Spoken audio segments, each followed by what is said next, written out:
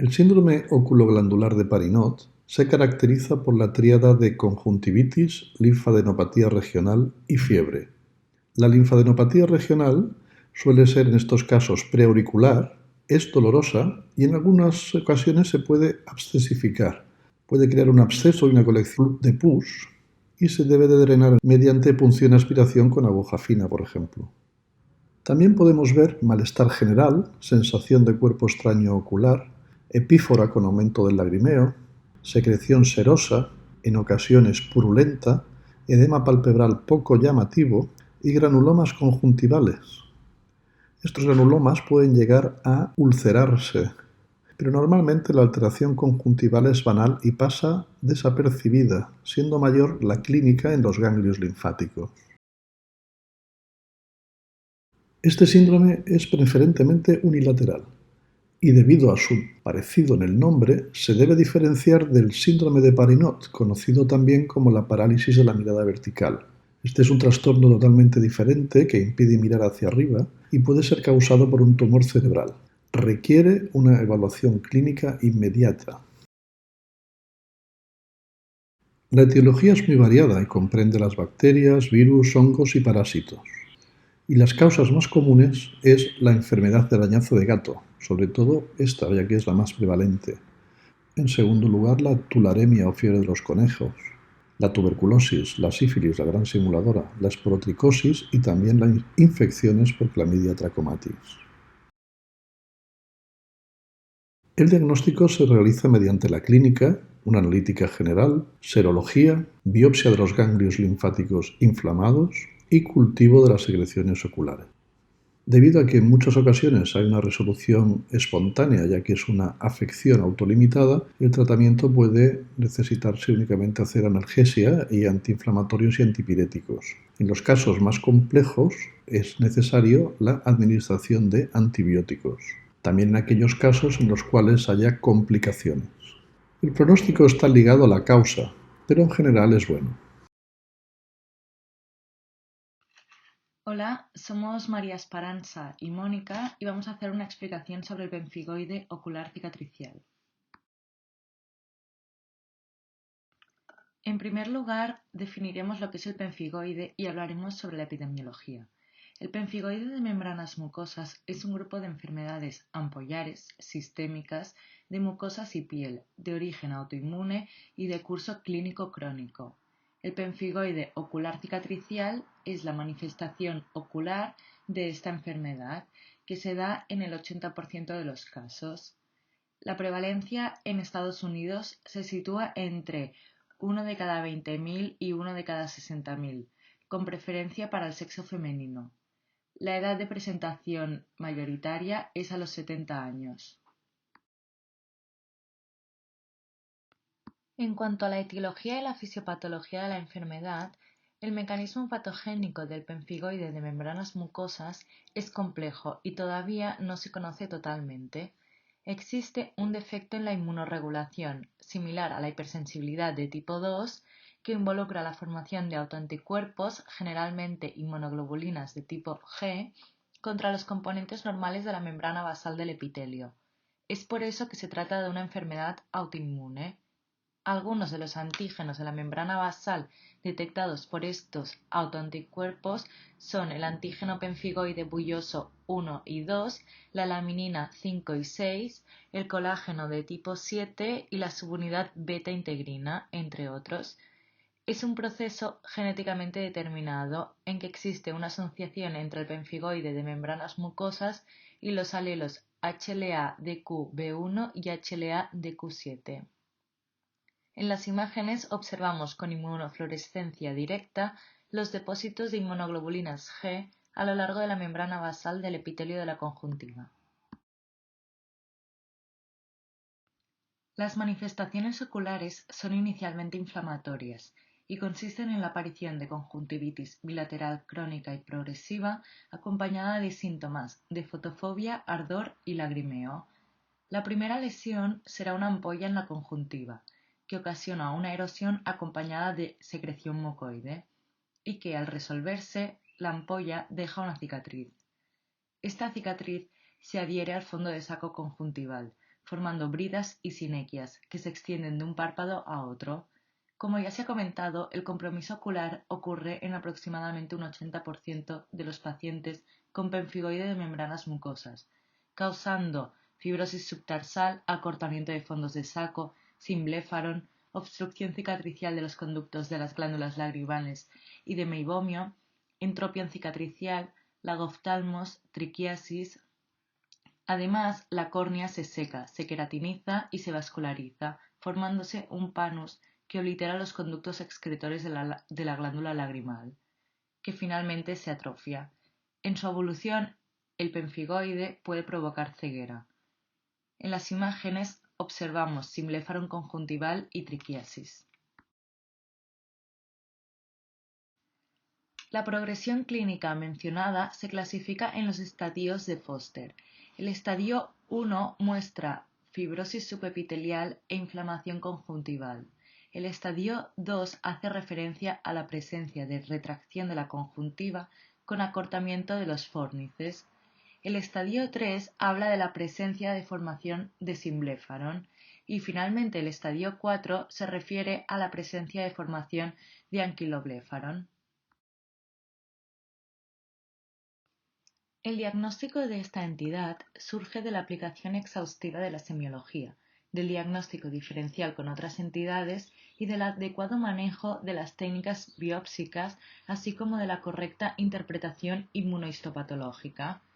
El diagnóstico del pemfigoide ocular cicatricial es fundamentalmente clínico, como la cicatrización conjuntival con cambios corneales, el simblefaron o ambos, y se apoya en los hallazgos inmunopatológicos de la biopsia conjuntival analizados con inmunofluorescencia directa o inmunohistoquímica, los cuales pueden detectar depósitos lineales de IgA, IgG y C3 en la membrana de las mucosas. Por tanto, el diagnóstico de sospecha es según la clínica y se confirma con la biopsia conjuntival, pero cabe destacar que una biopsia negativa no descarta el diagnóstico. Para el diagnóstico diferencial tendremos en cuenta los síntomas y signos típicos, como el simblefaron, la atrofia glandular, el entropion y el panus.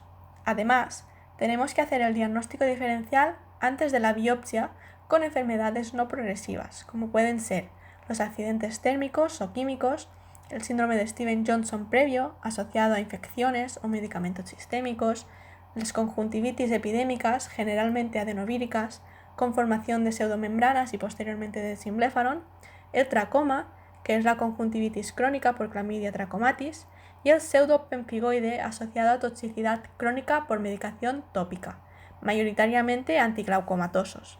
Todas estas entidades las podremos descartar haciendo una buena historia clínica, preguntando por los antecedentes.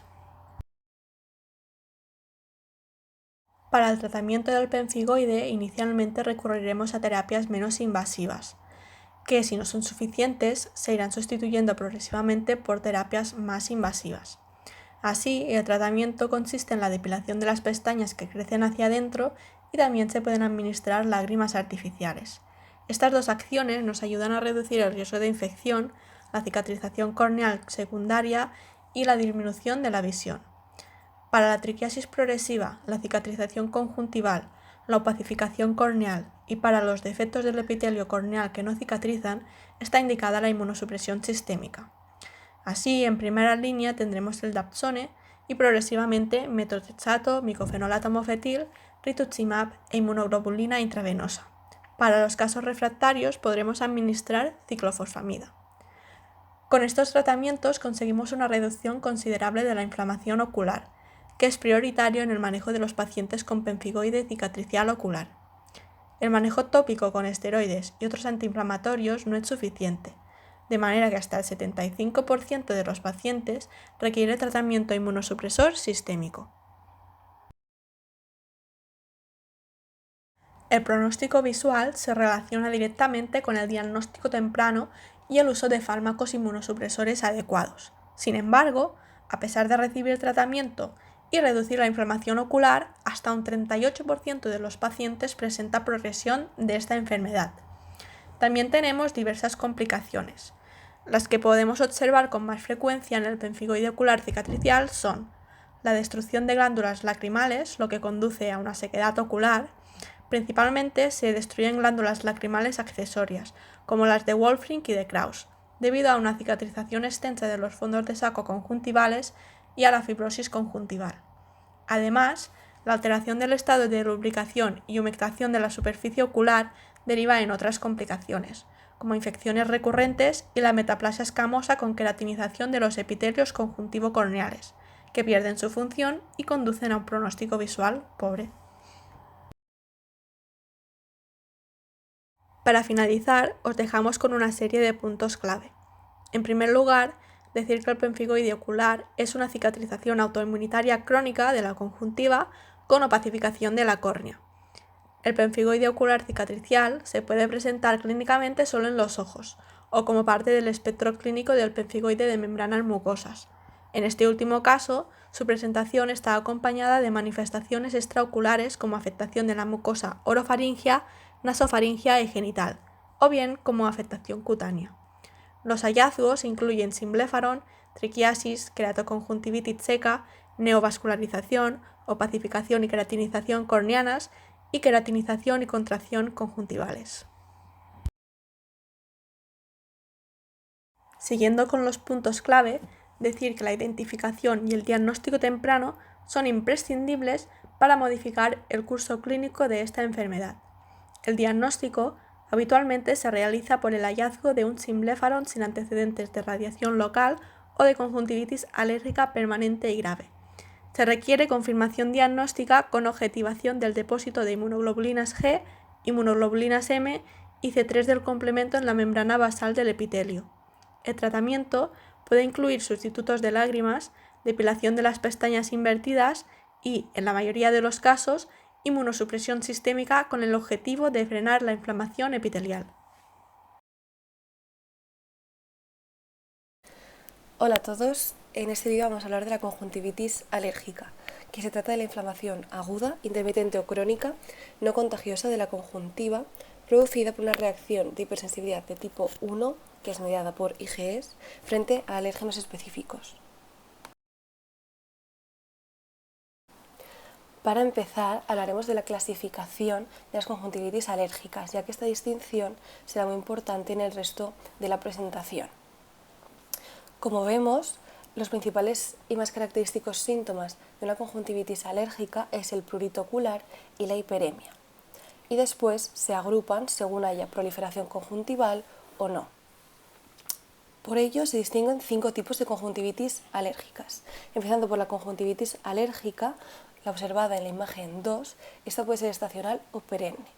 Estos dos tipos se diferencian del resto por no presentar proliferación conjuntival, y entre ellas, entre la estacional y la perenne, por la cronología de la enfermedad, siendo la estacional con afectación intermitente durante el año y la perenne de forma crónica. En cuanto al resto, que son las queratoconjuntivitis y la conjuntivitis papilar gigante, estas sí que presentan proliferación conjuntival. La queratoconjuntivitis atópica, que se puede ver en la imagen 3, normalmente va sin proliferación, pero sí que puede aparecer esta en fases avanzadas y sea principalmente en pacientes con dermatitis atópica facial. En cuanto a la queratoconjuntivitis vernal, como se puede ver en la imagen 4, sí que presenta proliferación conjuntival y en casos graves también puede llevar alteraciones corneales. Esta patología afecta principalmente a varones jóvenes y puede estar o no asociada a dermatitis atópica. Y por último, el último tipo sería la conjuntivitis papilar gigante, como en la imagen 5, en la que se forman grandes papilas y se da por el uso de lentes de contacto, prótesis oculares o suturas quirúrgicas. Pasando a hablar un poco más de la epidemiología de este grupo de enfermedades, se trata de entidades frecuentes, ya que puede afectar hasta el 20% de la población, además de que ha habido un incremento notorio en las últimas décadas de los casos. Afecta principalmente a niños y adolescentes y tiene un pico máximo a los 10 años. El tipo de conjuntivitis más prevalente es la estacional, seguida de la perenne y de las conjuntivitis atópicas y vernal. La forma de conjuntivitis papilar gigante afecta aproximadamente al 20% de los portadores de lentes de contacto.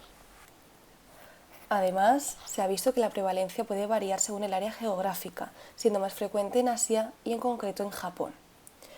La conjuntivitis alérgica afecta más a mujeres, mientras que la queratoconjuntivitis vernal se da más en hombres.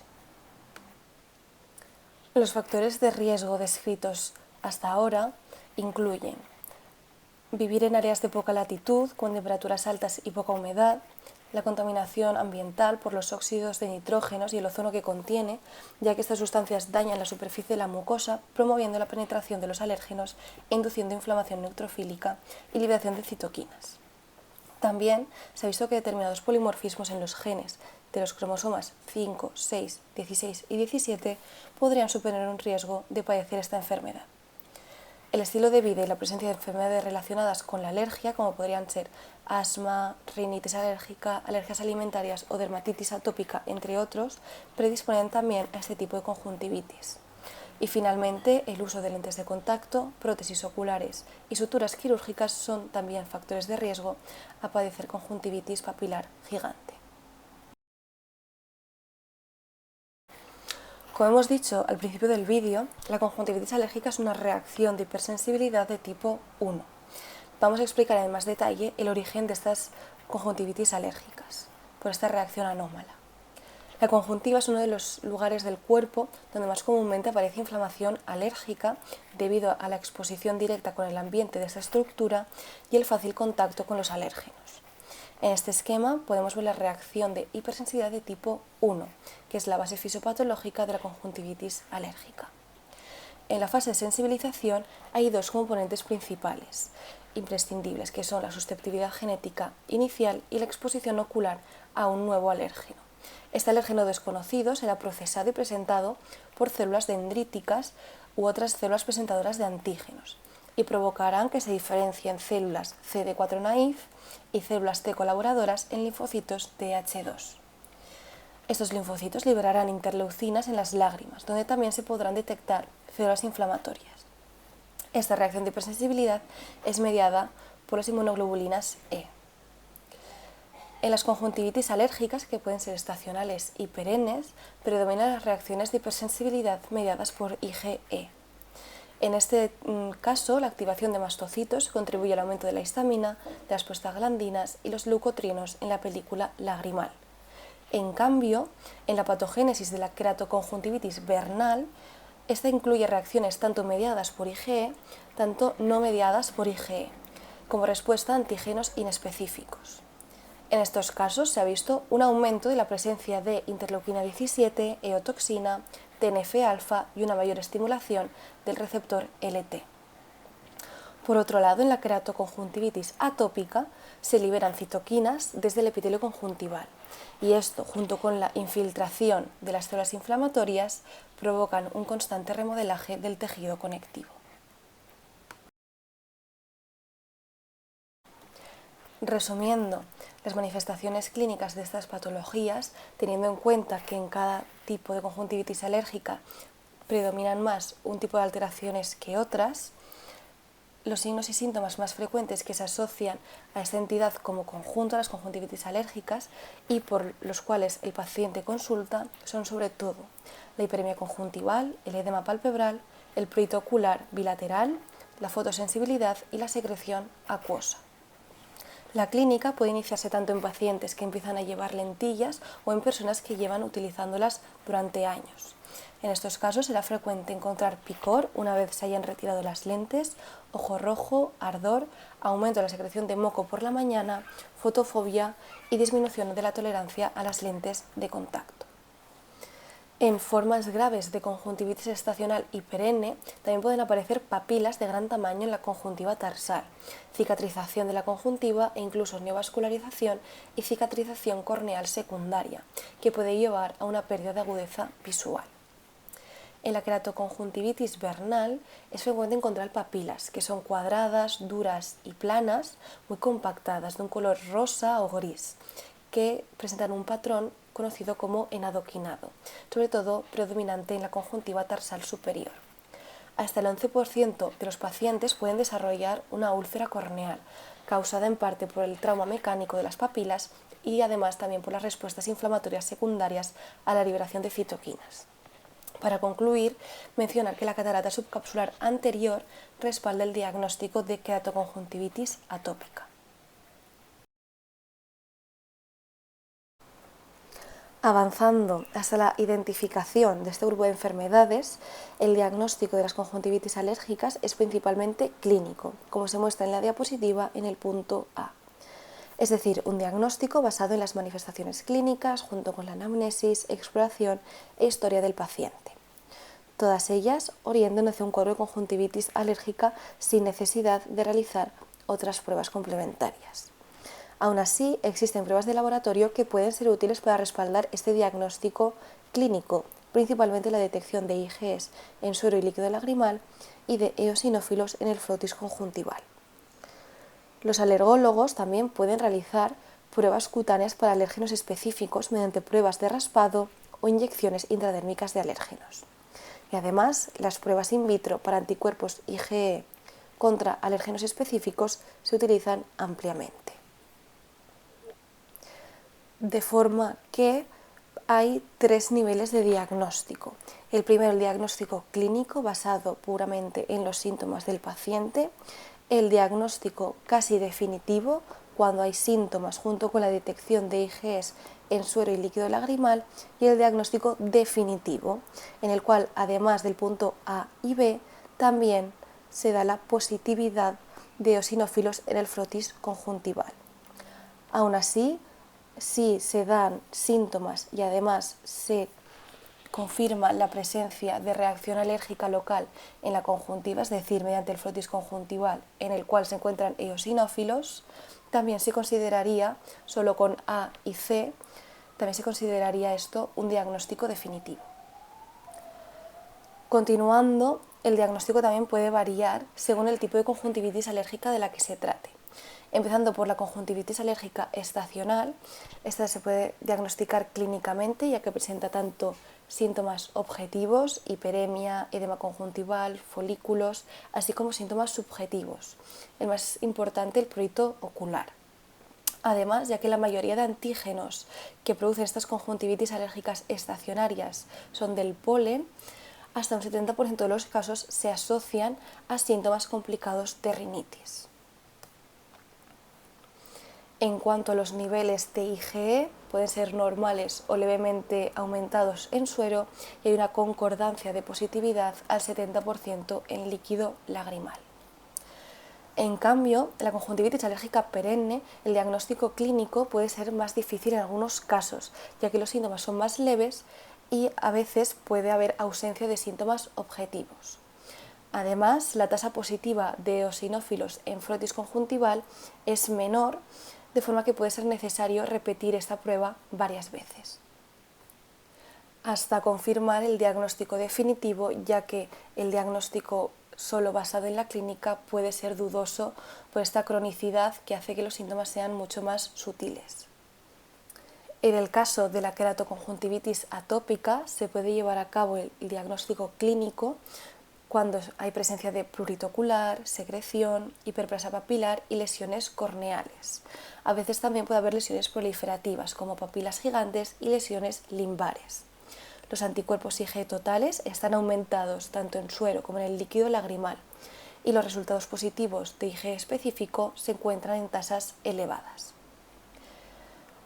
En cambio, la queratoconjuntivitis vernal presenta un diagnóstico clínico muy sencillo porque los síntomas son característicos de este tipo de conjuntivitis. La lesión proliferativa contiene papilas gigantes en la conjuntiva, sobre todo en la conjuntiva palpebral superior, proliferación limbar y lesiones corneales a tasas elevadas, en concreto queratitis punteada superficial exfoliada, úlcera en escudo y placa corneal.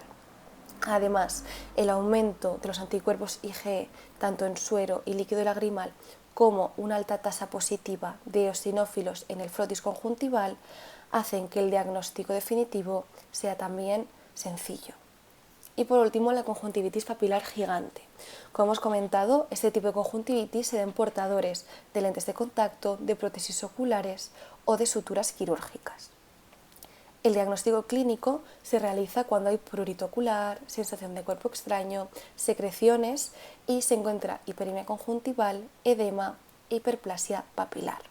Su diagnóstico definitivo es más complicado, ya que no son frecuentes los resultados positivos ni para el anticuerpo IgE específico, ni positividad de eosinófilos en el frotis conjuntival, que es menos frecuente que en otras enfermedades conjuntivales alérgicas. Por último, mencionar que en el diagnóstico diferencial de las conjuntivitis alérgicas hay que tener en cuenta varias entidades, sobre todo las conjuntivitis infecciosas, bien por virus, bacterias, clamidia, etc. Además también la foliculosis conjuntival no inflamatoria y el ojo seco.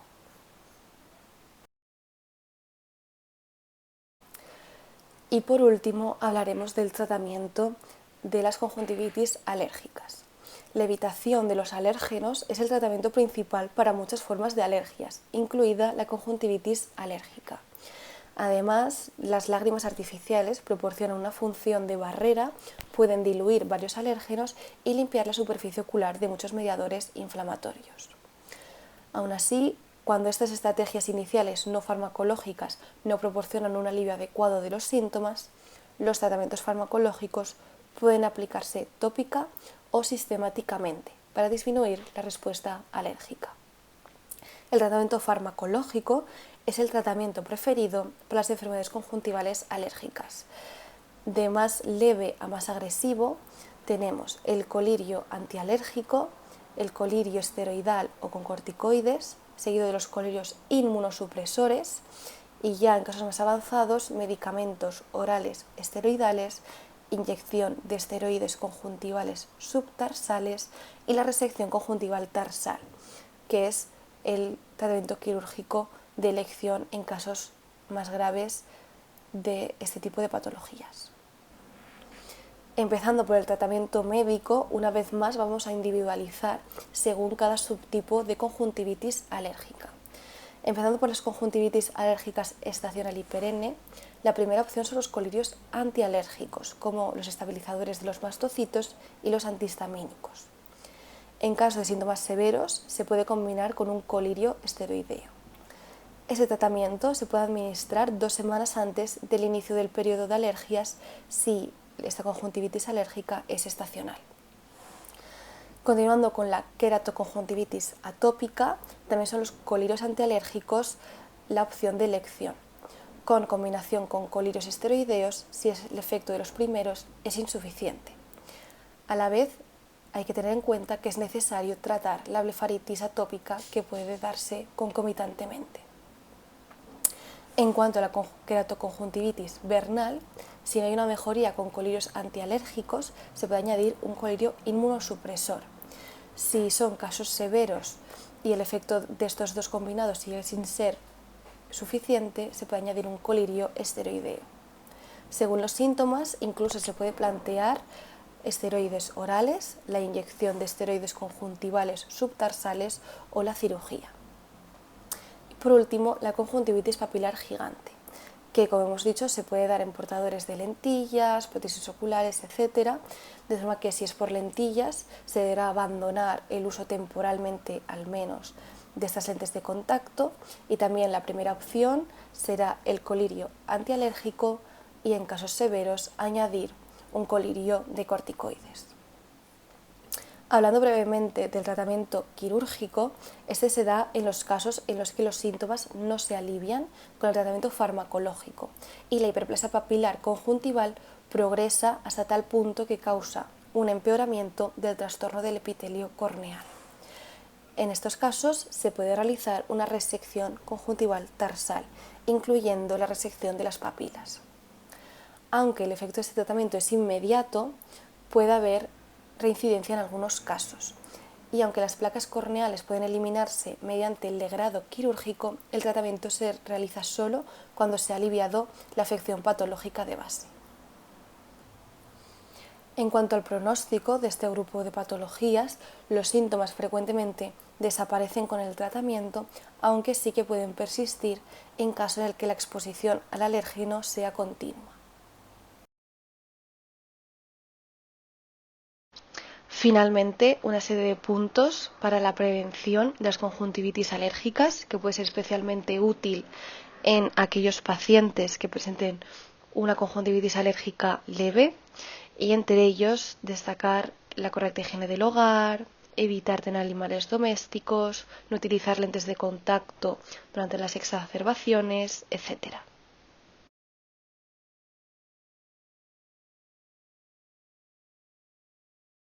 Los nódulos de Horner-Trantas son nódulos blanquecinos situados en el limbo esclerocorneal, tal como podéis apreciar en la fotografía. En la bibliografía los podéis encontrar como nódulos, como puntos o como manchas. Cualquiera de las tres entradas es posible que las encontréis en la bibliografía. Fueron descritos por Trantas en el año 1899 como puntos blancos limbares, pero ya Horner los había demostrado previamente. De ahí que este signo se llame nódulos, puntos o manchas de Horner-Trantas. Este signo es característico de la queratoconjuntivitis vernal. Y ya Trantas, en el año 1910, caracterizó todo el espectro de las alteraciones corneales que aparecen en esta patología, en la queratoconjuntivitis vernal. Están formados por células epiteliales degeneradas y eosinófilos. Y cuando los encontramos puede haber una asociación en un 50% de los casos con la queratitis puntata superficial y entre un 3 y un 11% de los casos, según los estudios, con úlceras corneales. Característicamente estas úlceras corneales se llaman úlceras en escudo o úlceras de Tobbe. Esta alteración limbar, representada por los nódulos de Horner-Trantas, puede evolucionar hacia una insuficiencia de las células madre del limbo esclerocorneal y esto desencadenar un pannus y una neovascularización corneal. El tratamiento de los nódulos de Horner-Trantas es el tratamiento de la queratoconjuntivitis vernal y hablaremos de él en su vídeo. De todas maneras, vamos a comentar un poco el tratamiento que se suele dar en estos casos, empezando por los antihistamínicos tópicos, con bastantes buenos resultados. En algunos casos es necesario también dar antihistamínicos orales, también con buenos resultados. También podemos utilizar los estabilizadores de los mastocitos de modo tópico, como el cromoglicato sódico, el nedocromilo sódico o la lodoxamida. Estos los podemos dar de manera individual o asociados a los antihistamínicos tópicos, que también está dando buenos resultados. Los corticosteroides, tales como la fluometolona, son los fármacos más efectivos en estos casos, si bien no podemos hacer tratamientos prolongados por sus efectos secundarios. Y finalmente, en los casos más graves, necesitaremos utilizar inmunomoduladores tales como la ciclosporina A concentraciones de 0,05% al 2% o el tacrolimus a concentraciones del 0,1%.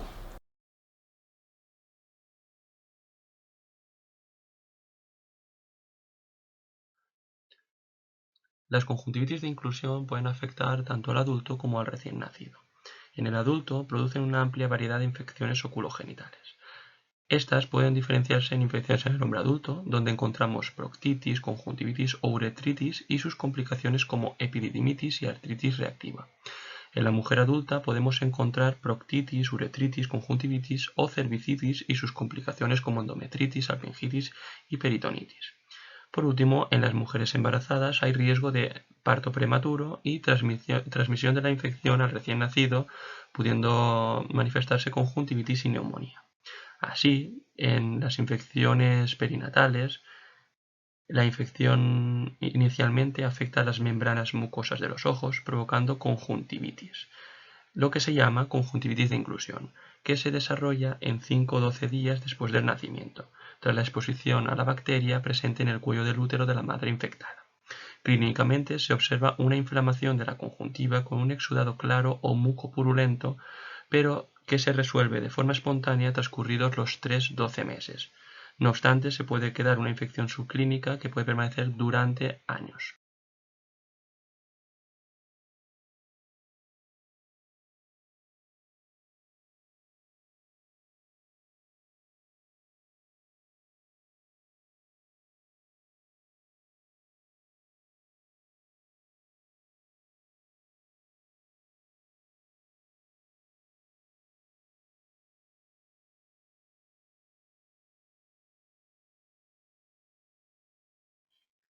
La conjuntivitis de inclusión es producida por los serotipos de a la K y es catalogada como una ITS. Así, en la conjuntivitis de inclusión, la queratoconjuntivitis por clamidia en el adulto es la manifestación ocular más frecuente. En pacientes con queratoconjuntivitis por clamidia documentada, la prevalencia de enfermedad venérea es del 50% en hombres y hasta un 75% en mujeres. Además, es importante remarcar que en un 20-30% de los casos existe coinfección simultánea con Neisseria gonorrhoeae. El modo de transmisión puede ser directo o indirecto. La forma más clásica es la transmisión a través de las manos a las secreciones genitales. También es posible la transmisión ojo a ojo o de forma indirecta en superficies contaminadas. En cuanto a la clínica, la conjuntivitis folicular es caracterizada por la presencia de folículos que aprecian con mayor facilidad en la conjuntiva tarsal superior y en el fondo del saco inferior. Más frecuentemente suele ser unilateral, de comienzo subagudo con sensación de cuerpo extraño, lagrimeo, fotofobia y enrojecimiento e hinchazón palpebral. A la exploración oftalmológica puede haber pseudotosis, inyección ciliar ligera, secreción mucopurulenta y queratitis epitelial, que con tinción de fluoresceína es más frecuente en la periferia. Puede haber infiltrados subepiteliales 2 o 3 semanas desde el inicio de la conjuntivitis, micropanus corneal superior, y también se ha asociado a otitis media y ipsilateral en un 10% de los casos. Es importante remarcar que presentan adenopatías preauriculares. En cuanto al tratamiento, es con antibióticos, principalmente con la utilización de tetraciclinas y macrólidos. Se recomienda la administración de acitromicina 1 gramo vía oral en dosis única. En caso de presentar complicaciones como epididimitis o enfermedad inflamatoria pélvica, se recomienda la ampliación de la doxiciclina a 10-14 días o administración de ceftriaxona 2 gramos intramuscular. También es importante que hay que tratar a la pareja sexual. También se pueden utilizar pomadas como la doxiciclina o la aeromicina en pomada. Es importante también realizar un buen diagnóstico diferencial con la conjuntivitis folicular por adenovirus, que es la más frecuente, además del herpes o el gonococo. En cuanto al tratamiento, es con antibióticos, principalmente con la utilización de tetraciclinas y macrólidos. Se recomienda la administración de acitromicina 1 gramo vía oral en dosis única. En caso de presentar complicaciones como epididimitis o enfermedad inflamatoria pélvica, se recomienda la ampliación de la doxiciclina a 10-14 días o administración de ceftriaxona 2 gramos intramuscular. También es importante que hay que tratar a la pareja sexual.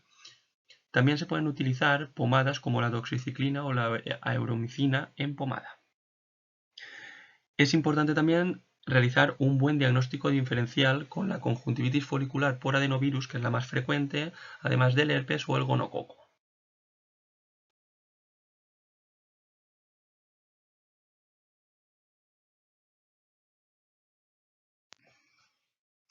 El diagnóstico de la conjuntivitis de inclusión se realiza, como hemos comentado anteriormente, a través de la historia clínica y los signos clínicos. No obstante, se han desarrollado diversas pruebas de laboratorio para detectar el patógeno. Así, el gold estándar es la amplificación de ácidos nucleicos. No obstante, existen otras técnicas como la hibridación de ácidos nucleicos, la detección de antígenos o el cultivo en una línea celular. En la siguiente tabla podemos ver las diferentes ventajas y desventajas de cada técnica. Así, la amplificación de ácidos nucleicos presenta un tiempo corto y además presenta una elevada sensibilidad y especificidad. No obstante, es una técnica bastante costosa. Por otra parte, el enzimo-inmunoensayo se propuso como un point of care, pero a día de hoy se ha desaconsejado porque presenta una baja sensibilidad. Por último, el cultivo celular presenta una alta especificidad, pero presenta una baja sensibilidad, por lo que también está desaconsejado.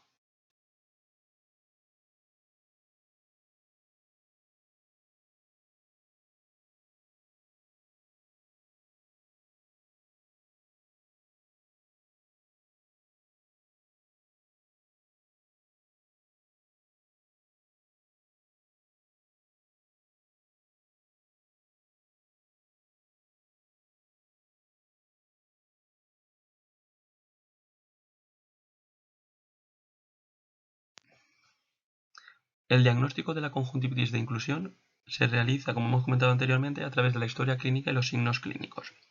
No obstante, se han desarrollado diversas pruebas de laboratorio para detectar el patógeno. Así, el gold estándar es la amplificación de ácidos nucleicos. No obstante, existen otras técnicas como la hibridación de ácidos nucleicos, la detección de antígenos o el cultivo en una línea celular. En la siguiente tabla podemos ver las diferentes ventajas y desventajas de cada técnica. Así, la amplificación de ácidos nucleicos presenta un tiempo corto y además presenta una elevada sensibilidad y especificidad. No obstante, es una técnica bastante costosa. Por otra parte, el enzimo-inmunoensayo se propuso como un point of care, pero a día de hoy se ha desaconsejado porque presenta una baja sensibilidad. Por último, el cultivo celular presenta una alta especificidad, pero presenta una baja sensibilidad, por lo que también está desaconsejado.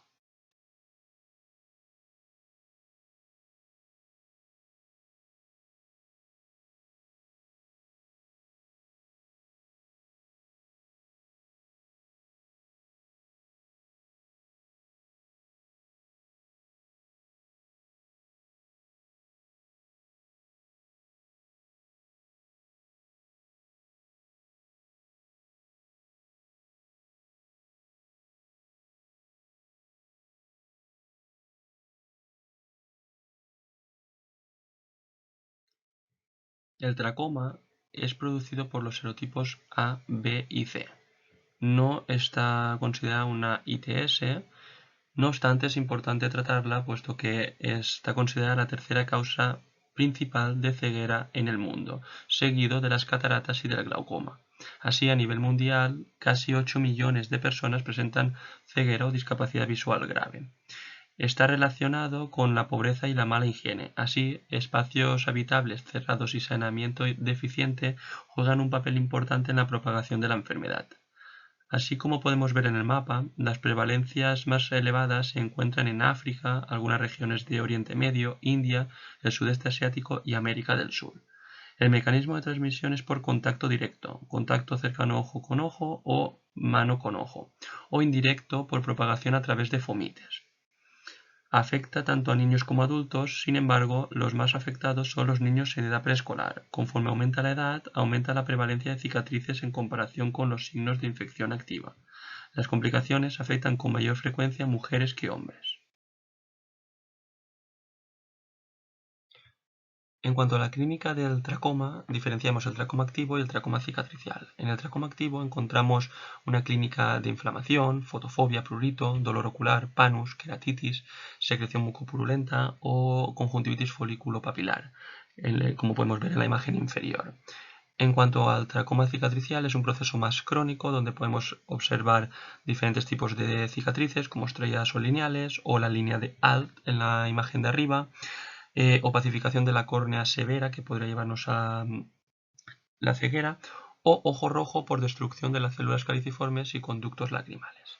Es importante en estos pacientes descartar enfermedades de transmisión sexual como uretritis, cervicitis o uretritis y registrar los viajes a zonas endémicas.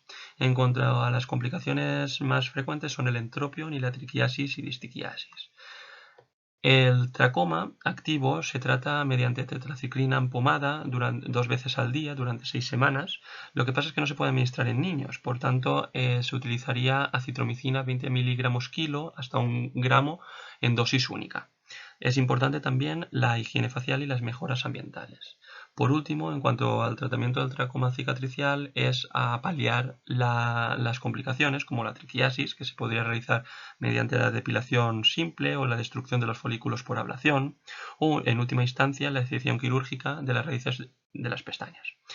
También se puede realizar el tratamiento quirúrgico del entropion y la triquiasis. Hay múltiples técnicas, ¿no? Pero se puede realizar el reposicionamiento laminar anterior o la tersectomía.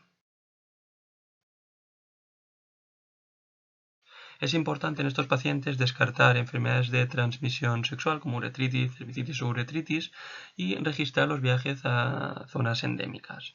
En cuanto a las complicaciones más frecuentes son el entropion y la triquiasis y distiquiasis. El tracoma activo se trata mediante tetraciclina en pomada 2 veces al día durante 6 semanas. Lo que pasa es que no se puede administrar en niños, por tanto se utilizaría acitromicina 20 miligramos kilo hasta 1 gramo en dosis única. Es importante también la higiene facial y las mejoras ambientales. Por último, en cuanto al tratamiento del tracoma cicatricial, es a paliar las complicaciones como la triquiasis, que se podría realizar mediante la depilación simple o la destrucción de los folículos por ablación, o en última instancia la excepción quirúrgica de las raíces de las pestañas. También se puede realizar el tratamiento quirúrgico del entropión y la triquiasis. Hay múltiples técnicas, ¿no? Pero se puede realizar el reposicionamiento laminar anterior o la tersectomía.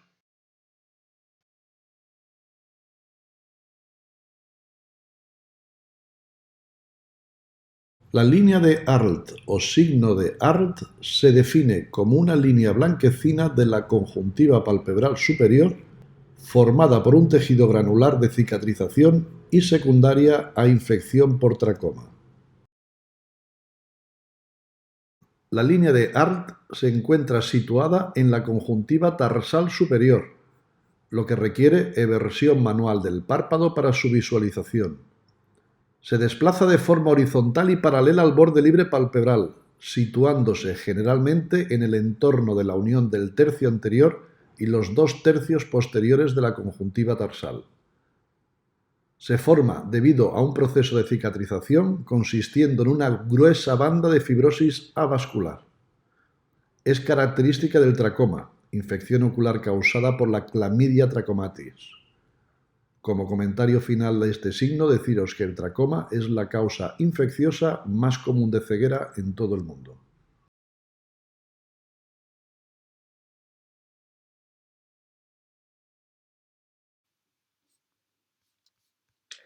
Y ahora os vamos a hablar sobre la conjuntivitis gonocócica. Se trata de una infección grave del globo ocular causada por el Neisseria gonorrhea, un coco gram negativo que normalmente se produce por un contacto directo con las secreciones genitourinarias. Se considera una patología poco frecuente, pero su prevalencia está en aumento debido al incremento del número de casos de infección por transmisión sexual por gonorrea, que en nuestro medio afecta a unos 78,1 por 100.000 habitantes y con una subida media anual del 30% entre el 2013 y el 2017, según los datos del Instituto de Salud Carlos III.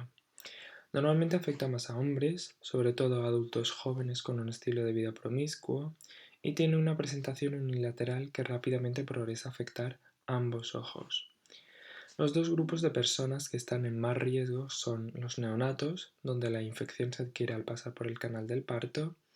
Esta cada vez es más infrecuente, y las personas sexualmente activas, donde este último grupo es el que está en auge.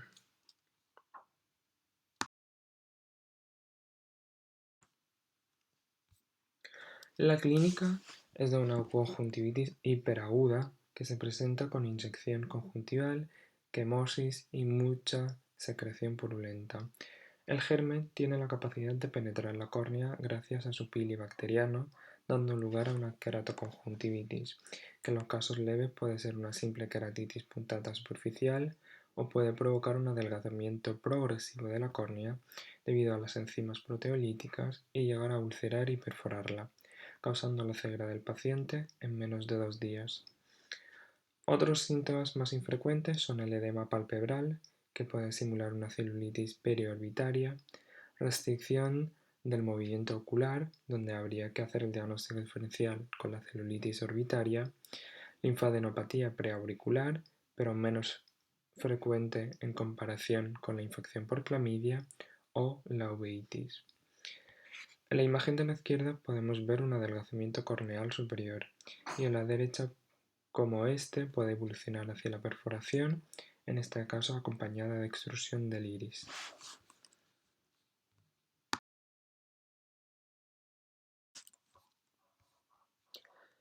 Actualmente, la técnica gold estándar para el diagnóstico de la conjuntivitis gonocócica es la PCR por su alta sensibilidad. Normalmente se realiza un cultivo microbiológico de las secreciones con antibiograma para ajustar el tratamiento al perfil de sensibilidad antibiótica del germen. También se hace una tinción de Gram, ya que es una técnica fácil y asequible. Se puede realizar a partir de un raspado conjuntival, como el ejemplo de la primera imagen, y podemos ver la morfología típica del gonococo en la segunda imagen. donde se observan los diplococos en el interior de los polimorfos nucleares. Es importante descartar una coinfección por clamidia, ya que puede llegar a producirse en el 30% de los casos. Es recomendable pedir serologías de otras ITS como el VIH o sífilis y descartar una infección genital concomitante con una interconsulta a uro o gine, ya que, al ser asintomática en muchos casos, pueden retrasar el diagnóstico. Finalmente, el diagnóstico diferencial se tiene que realizar con otras conjuntivitis hiperagudas no sexuales, como las causadas por el Staphylococcus aureus, el Streptococcus pneumoniae o el meningococo. Este último es más frecuente en los niños.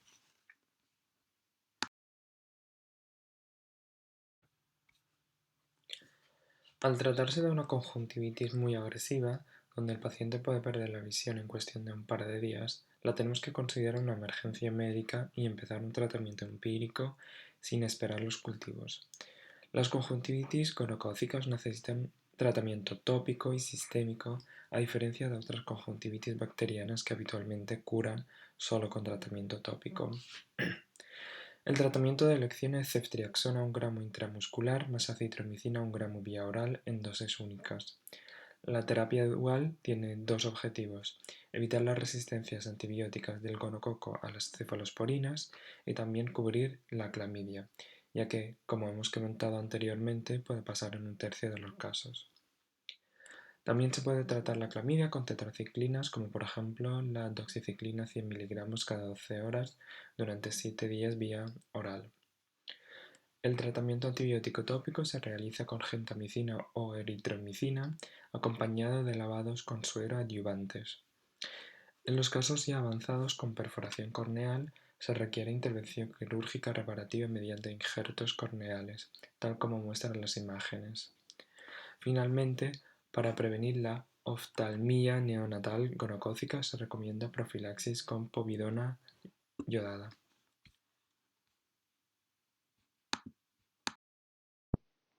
Hola a todos, en este vídeo vamos a hablar de la conjuntivitis leñosa. La conjuntivitis leñosa es un tipo de conjuntivitis membranosa muy rara, que puede aparecer en cualquier edad, aunque sobre todo se ha reportado en la infancia. Suele ser bilateral y recidivante y se caracteriza por presentar lesiones pseudomembranosas, ricas en fibrina y de consistencia leñosa en la conjuntiva tarsal. Más frecuentemente estas lesiones aparecen en la conjuntiva tarsal superior, aunque también se han descrito casos que afectan a la conjuntiva tarsal inferior, más raramente la conjuntiva vulvar e incluso puede afectar a la córnea.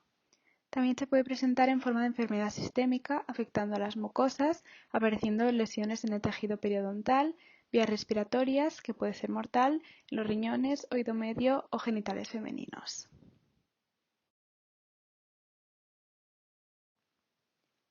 Se cree que en los pacientes susceptibles existe un patrón de cicatrización anómalo en el que falla la eliminación normal de los metabolitos en la fase aguda del proceso de curación, lo que se manifiesta sobre todo en las mucosas.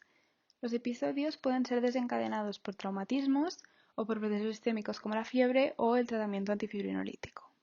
La fibrinolisis defectuosa puede ser el factor clave común a muchos pacientes, con una disminución de la fibrinolisis y consecuente depósito masivo de fibrina en el espacio extravascular de las membranas mucosas. Esto es debido, en muchos casos, por un déficit del plasminógeno tipo 1, sobre todo por una mutación en el gen PLG, aunque también puede ser esporádico.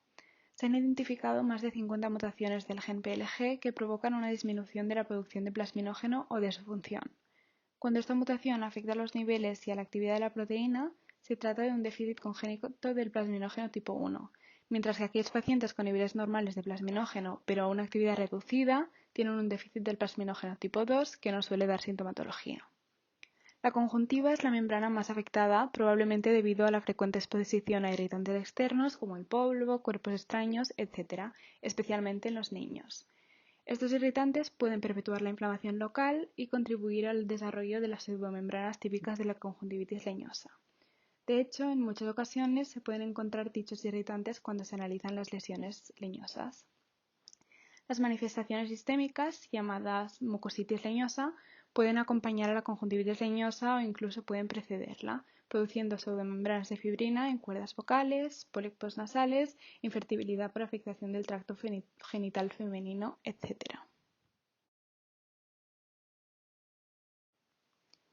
La conjuntivitis leñosa se manifiesta inicialmente con lagrimeo e hiperemia conjuntival, seguida por el desarrollo de pseudomembranas. Estas suelen aparecer frecuentemente en la conjuntiva tarsal y cambian de color blanco a blanco amarillento hasta masas rojizas de consistencia leñosa. También es frecuente encontrar secreción mucosa en el ojo afectado. Suele ser un cuadro crónico que dura de meses a años y es frecuente la recurrencia tras la excisión quirúrgica. En la mayoría de los casos, estas lesiones pseudomembranosas aparecen en la conjuntiva tarsal superior, siendo un 50% de los casos bilaterales. También es frecuente que afecte a la conjuntiva tarsal inferior. Sin embargo, la afectación de la conjuntiva vulvar es muy rara. En un 25% de los casos se afecta a la córnea y como consecuencia puede haber pérdida de agudeza visual debido a la cicatrización, vascularización, queratomalacia o perforación corneal.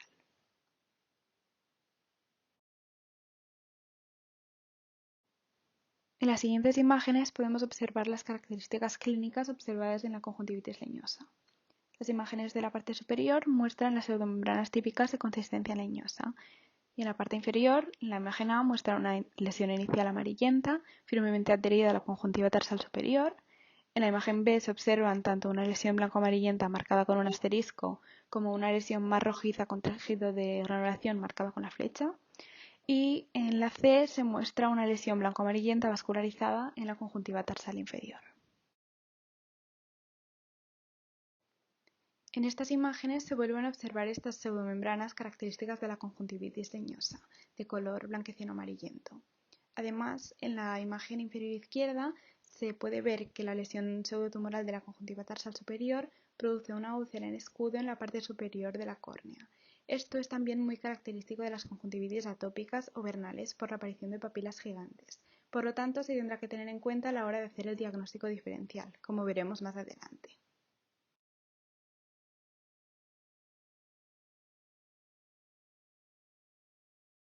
Para hacer el diagnóstico nos basaremos en la clínica y la anatomía patológica. Los signos clínicos que orientan hacia una conjuntivitis leñosa son la aparición de masas conjuntiviales lobulares blanco-rojizas que crecen gradualmente y están recubiertas por secreción mucoide blanco-amarillenta. También puede haber afectación corneal. Como se ha comentado anteriormente, aparte de las manifestaciones oculares, hay que tener en cuenta la asociación de otros síntomas sistémicos que apoyan la hipótesis de defecto del plasminógeno. Sobre todo sospechar una afectación sistémica si un paciente presenta infecciones del tracto respiratorio superior, otitis de repetición o infecciones urogenitales en mujeres, entre otras, como se muestra en la tabla. En la imagen superior izquierda observamos una lesión pseudomembranosa sésil en la conjuntiva tarsal superior y en la imagen superior derecha se observa una lesión pseudomembranosa pediculada rica en fibrina. En cuanto a la anatomía patológica, esta muestra un epitelio fino o erosionado con depósitos subepiteliales de una sustancia amorfa y hialina similar al amiloide y eosinófila. Se puede observar persistencia de tejido de granulación y células inflamatorias, principalmente linfocitos, células plasmáticas y granulocitos. Este material amorfo contiene principalmente fibrina y otras proteínas plasmáticas, como albúmina e IgG. Estas lesiones leñosas también pueden contener mucopolisacáridos y tener una permeabilidad vascular alterada.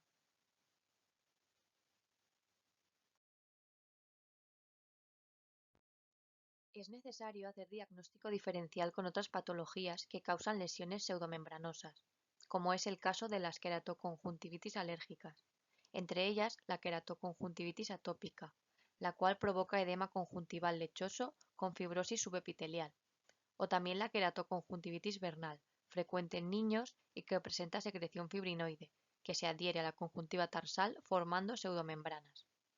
También destaca la queratoconjuntivitis filamentosa, que presenta placas mucosas adheridas al epitelio corneal y suelen asociarse con cuadros de ojo seco. Otra patología que también hay que tener en cuenta en el diagnóstico diferencial es la queratoconjuntivitis adenovírica, que se contagia por contacto con secreciones oculares y respiratorias y además provoca folículos, microhemorragias y membranas en la conjuntiva tarsal. y asimismo destacar finalmente la amiloidosis ocular, en la que los depósitos de sustancia amiloide conjuntival son positivos para la tinción rojo Congo, a diferencia de las pseudomembranas de la conjuntivitis leñosa.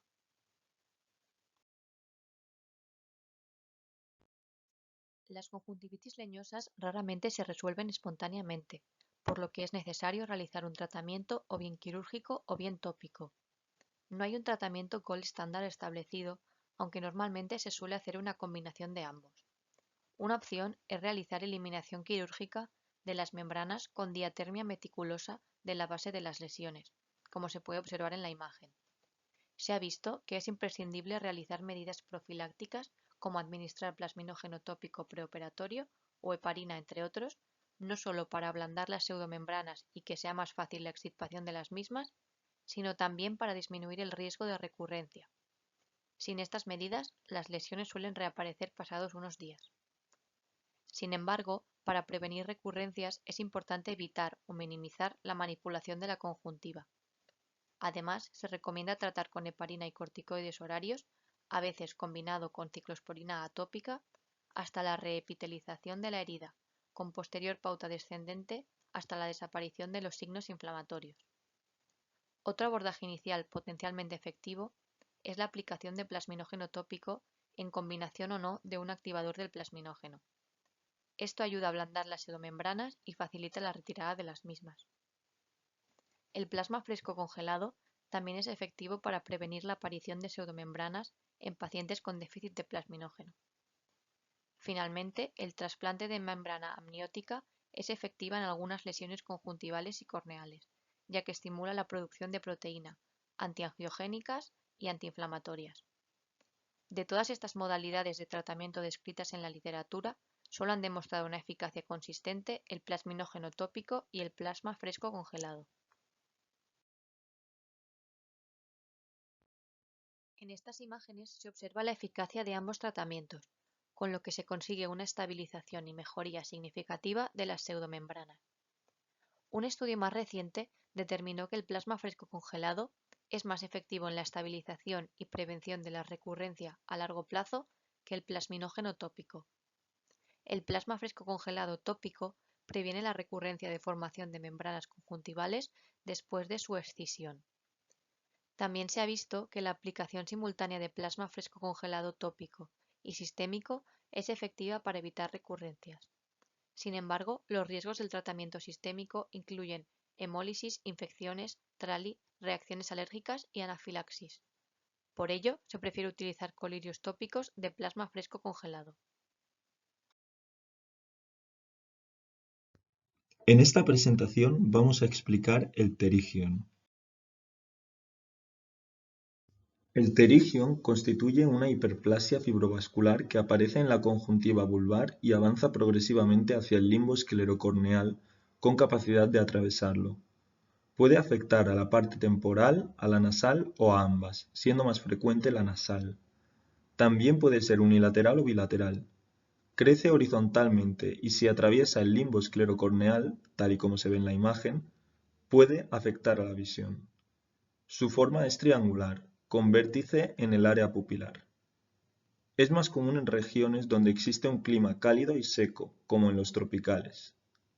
En cuanto a la fisiopatología, se cree que es un mecanismo de defensa frente a agresiones ambientales, como por ejemplo, ambientes desérticos donde hay viento y arena, los rayos ultravioleta, etc. Además de irritación crónica ocular o anomalías en la película lagrimal. El cuadro clínico va desde casos asintomáticos hasta la disminución de visión por el astigmatismo o por el crecimiento hasta el eje visual de la lesión. También puede producir diplopia por restricción de la mirada, y si se inflama podremos encontrar fotofobia, lagrimeo y sensación de cuerpo extraño.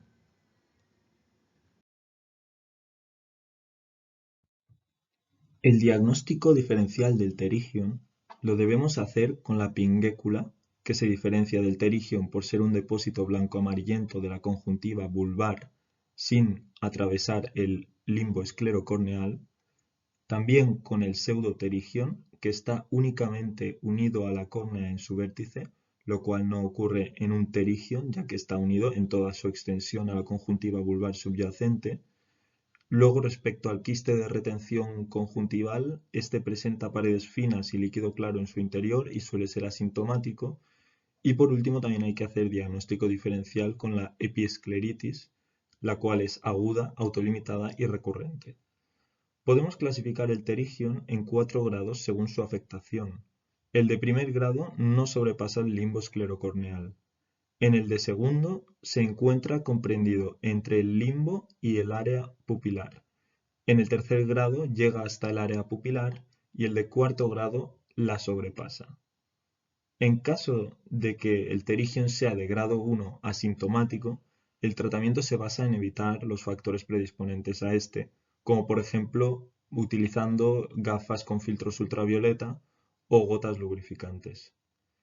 Por otro lado, el tratamiento es quirúrgico en los de grado 2, 3 y 4, con presencia o no de síntomas, y en los de grado 1, sintomáticos. El tratamiento quirúrgico puede comprender la exéresis simple, el autoinjerto conjuntival y limbal, el injerto de membrana amniótica, etc.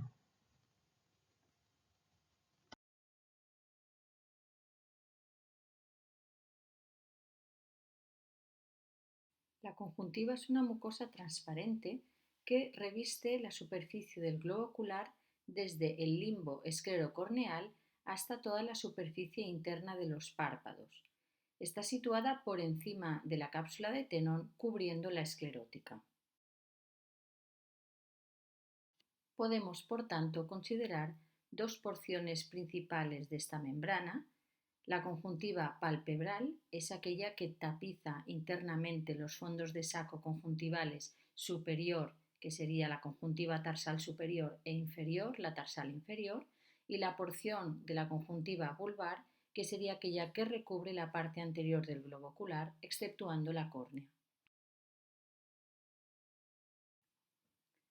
La patología conjuntival, por lo general, produce una clínica de síntomas inespecíficos. No es una estructura que vaya a producir dolor y sí es muy específico de las alteraciones conjuntivales el hecho de presentar picor. La presencia de secreción conjuntival y sus características en cuanto a cantidad y a coloración nos van a dar información sobre la posible etiología del cuadro. De manera que si esta secreción es más bien acuosa, es típico de cuadros alérgicos, pero cuando ésta se va tornando blanquecina o amarillenta o verde, se llama mucopurulenta o purulenta y es típica de infecciones. La hiperemia conjuntival consiste en el enrojecimiento de esta estructura y suele acompañar a todos los cuadros inflamatorios o infecciosos conjuntivales. Su localización añadirá gravedad al cuadro, ya que si ésta se localiza en los fondos de saco conjuntivales suele tratarse de cuadros más banales, pero las hiperemias localizadas a nivel del limbo, llamadas inyección ciliar, añaden gravedad al cuadro.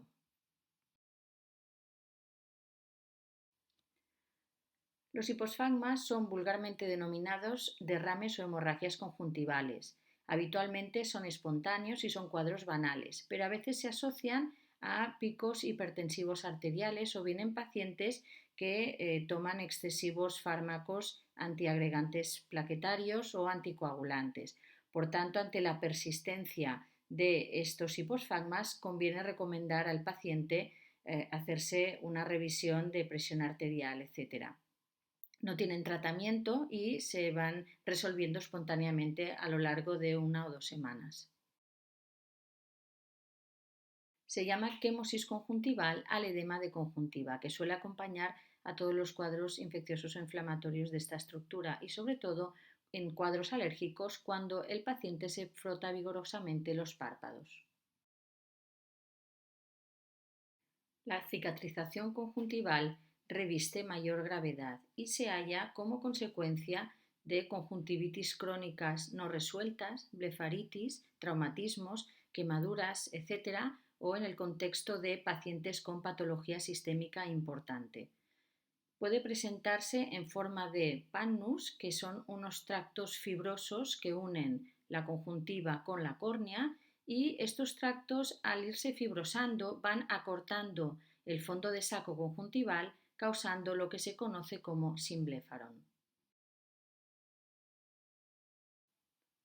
Los folículos consisten en hiperplasia del tejido linfoide que se acumula en forma de pequeñas concreciones a nivel de la conjuntiva, sobre todo vulvar.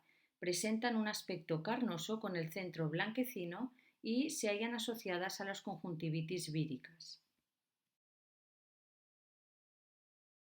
Las papilas, por el contrario, son unas masas carnosas de color rosado, con un típico vaso sanguíneo central que al llegar a la superficie se ramifica, y son típicas de las conjuntivitis bacterianas o de las alérgicas.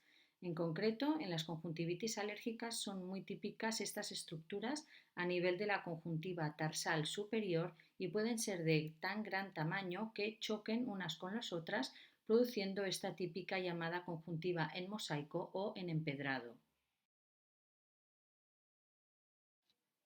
Las pseudomembranas y membranas son estructuras patológicas que pueden acompañar a los cuadros de conjuntivitis. Las pseudomembranas son cuadros banales que consisten en el depósito de secreciones conjuntivales, legañas, células muertas, etc., a nivel de los fondos de saco conjuntival. Se pueden limpiar sin problema, no causan dolor al hacerlo al paciente ni tampoco sangran. En cambio, las membranas consisten en áreas o placas de necrosis epitelial que están muy fuertemente ancladas al resto de la conjuntiva y que al momento de extraerlas son difíciles de arrancar, sangran y esto causa dolor al paciente. Por tanto, los dos grandes grupos de conjuntivitis serían las infecciosas, víricas o bacterianas, y las alérgicas. Las conjuntivitis víricas suelen estar causadas por adenovirus y según el tipo de este adenovirus tendremos el cuadro completo en el contexto de una fiebre faringoconjuntival que va acompañada de infección de vías respiratorias y es patente la palpación de una adenopatía preauricular dolorosa, o bien, según otros tipos de adenovirus, podemos tener una queratoconjuntivitis epidémica. Las conjuntivitis víricas suelen tener un inicio unilateral, aunque se hace rápidamente bilateral, y la secreción puede ser inicialmente acuosa, aunque puede con el paso de los días haber una sobreinfección bacteriana por los microorganismos que se encuentran a nivel del borde palpebral y esta secreción tornarse purulenta o mucopurulenta. Se caracterizan por su alta tasa de contagio. El tratamiento correcto consiste en dar un tratamiento de soporte con colirios antiinflamatorios, con limpiezas con suero fisiológico, lágrimas artificiales, etc. No deben darse antivíricos, hay que evitar los corticoides y sobre todo prevenir el contagio, sobre todo hasta los primeros 14 días. Medidas de control, tener cuidado con las secreciones, con los objetos de la casa para evitar el contagio de las personas que viven con el paciente.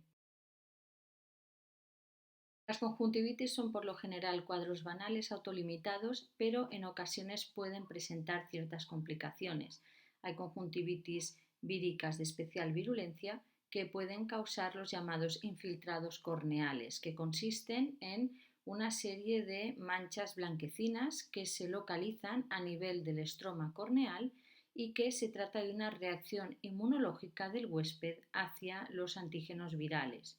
Esta reacción de anticuerpos causa la formación de complejos antígeno-anticuerpo que depositan a nivel del estroma causando estas manchas blanquecinas. Y por otro lado pueden causarse también las ya descritas membranas conjuntivales. En este caso de aparecer estas complicaciones, sí que estaría indicado tratar al paciente con corticoides tópicos en forma de colirio.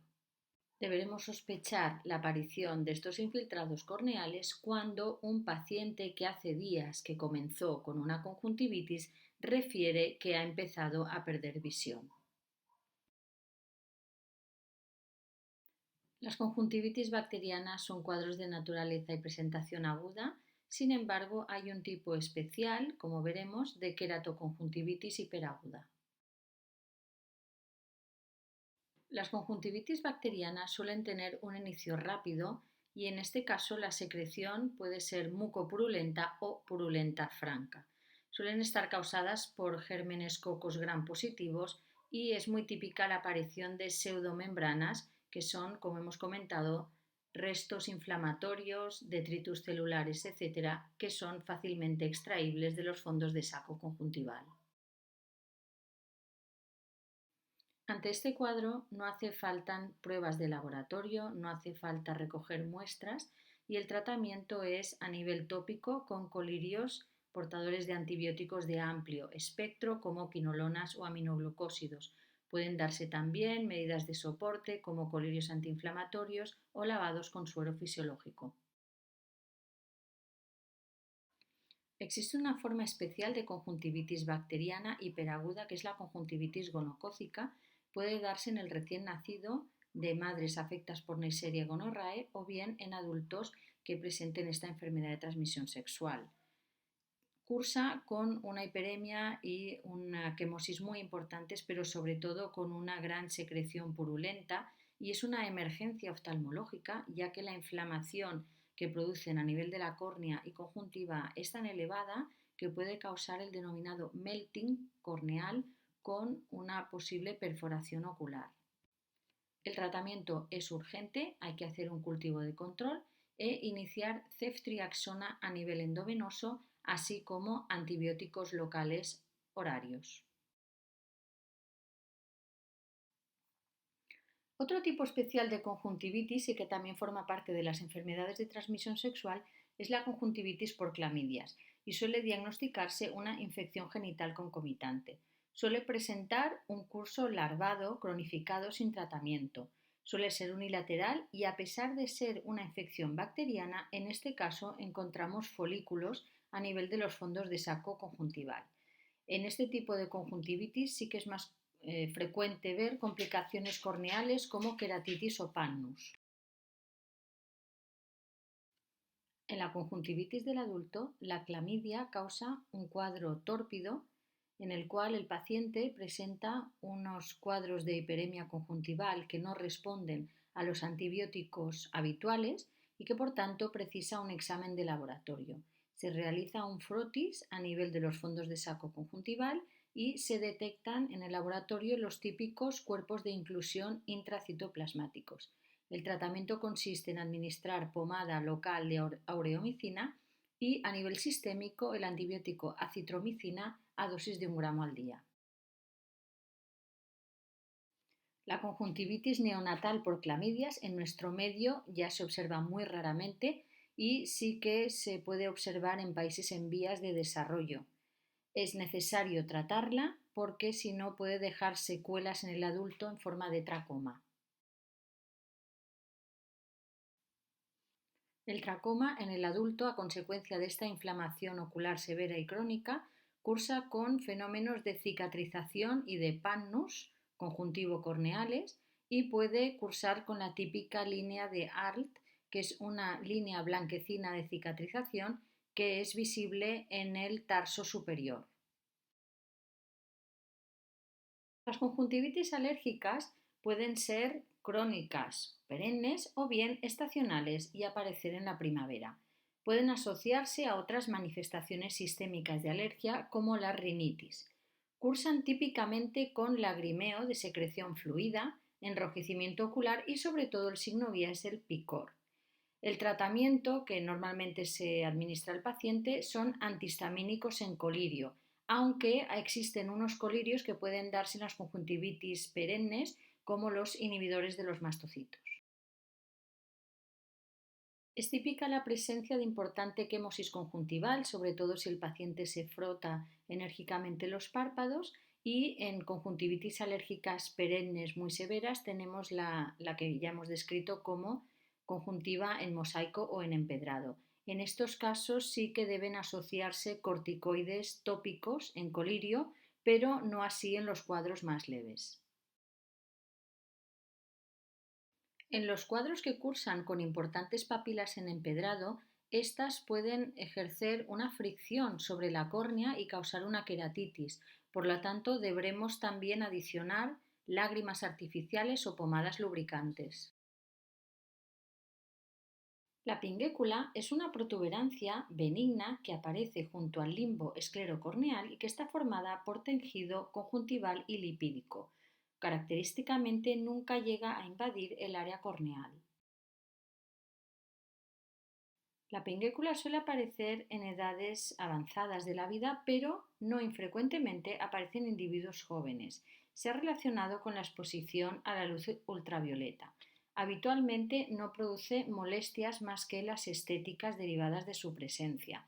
En ocasiones puede inflamarse, dando lugar a cuadros llamados de pingueculitis, que deben tratarse con colirios antiinflamatorios o, si lo requieren, corticoideos, pero no requieren antibiótico para su tratamiento.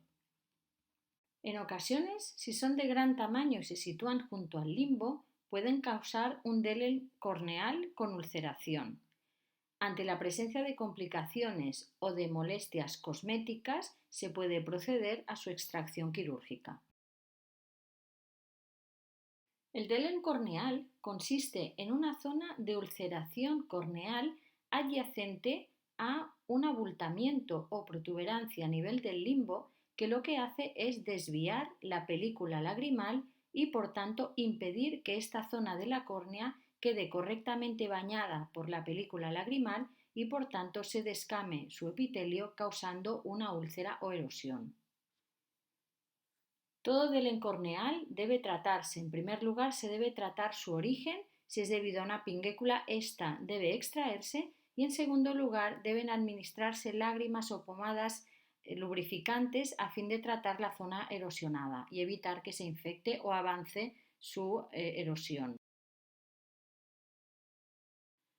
El terigion consiste en un crecimiento de forma triangular que aparece en la conjuntiva vulvar, es de consistencia vascular y fibrosa y va progresivamente avanzando hacia el limbo y tiene capacidad de atravesarlo e ir invadiendo el tejido corneal. Se cree que es debido a respuesta a agresiones ambientales, sobre todo en zonas donde hay viento y arena, en zonas de desierto, y este tejido aparece como mecanismo de defensa del globo ocular. Sobre todo si conducen a una invasión de la córnea o en ocasiones a astigmatismos irregulares, porque a veces traccionan del tejido corneal, o bien si se inflaman con frecuencia, se debe proceder a su extracción quirúrgica. Por último, hablaremos sobre las posibles tumoraciones que encontramos a nivel de la conjuntiva, que pueden ser derivados del epitelio conjuntival, melanocíticos o linfoides. A nivel del epitelio conjuntival podemos encontrar lesiones benignas como las degenerativas que hemos visto, pero también podemos observar lesiones malignas como las neoplasias intraepiteliales. Ante toda lesión que no podamos diagnosticar o cuya apariencia no nos sea familiar, es imperativo realizar una biopsia de conjuntiva. En las fotografías podemos observar unas masas carnosas que no reconocemos, no se asemejan a las lesiones degenerativas descritas y que por tanto debemos biopsiar porque probablemente estaremos delante de una neoplasia intraepitelial con potencial maligno y que por tanto deberá ser extraída. El tumor linfoide conjuntival más frecuente es el linfoma B de la zona marginal extranodal del tejido linfoide asociado a mucosas MALT. Normalmente presenta la forma de una masa de color salmón a nivel del fondo de saco conjuntival no adherida a planos profundos. Presenta una baja malignidad y una buena respuesta a la radioterapia o a la quimioterapia intralesional. En la conjuntiva también podemos hallar lesiones pigmentadas. Los nevus son lesiones benignas, pero que deben ser examinados periódicamente para poder diagnosticar a tiempo si presentan cambios hacia la malignización. La melanosis adquirida primaria es una proliferación melanocítica intraepitelial, en principio benigna, pero en ocasiones puede cursar con atipia y la única manera de saberlo es realizando una biopsia. En el caso en que se encuentre atipia, debe realizarse una escisión quirúrgica con crioterapia de los bordes. La incidencia incidencia de los melanomas es baja.